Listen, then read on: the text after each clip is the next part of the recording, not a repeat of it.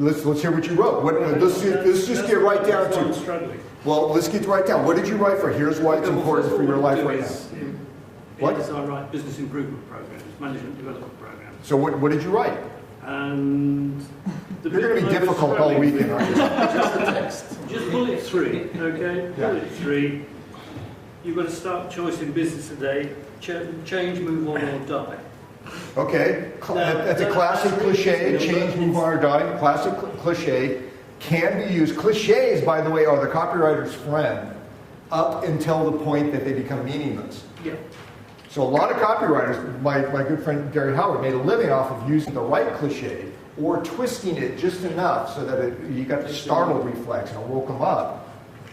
Tony, did Clayton ever talk about cliches at all? What does he say? He says a lot of them became headlines. You know, headlines. Headlines a lot of times are based on cliches. Tony works with Clayton Makepeace, or are you still working with Clayton? Clayton's an A-list writer, and he just said, just to make sure everybody heard that sometimes the cliches become the headline. Think about that. That's an A-list writer. However, what's the danger, Tony, in using cliches?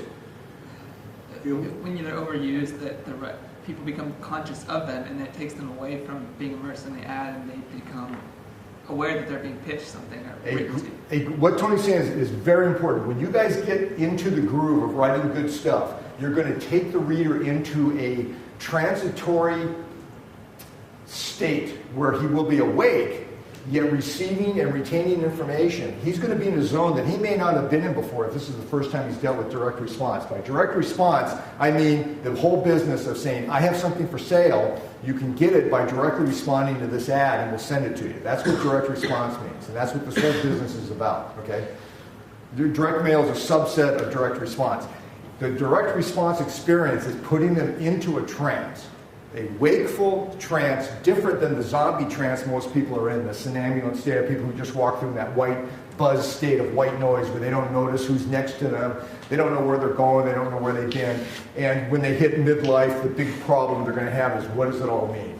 You can solve all of these things with products, with information, with stuff, and you're going to take people and change their lives. So it's what John was talking about is really the crux for almost everything. If you sell nails, you're actually going to change somebody's life. What's the famous thing about, for lack of a 3-penny nail, a kingdom was lost? You know, it all gets down to that kind of stuff. It's about transformative processes. So copywriters are the grease of the capitalistic system worldwide.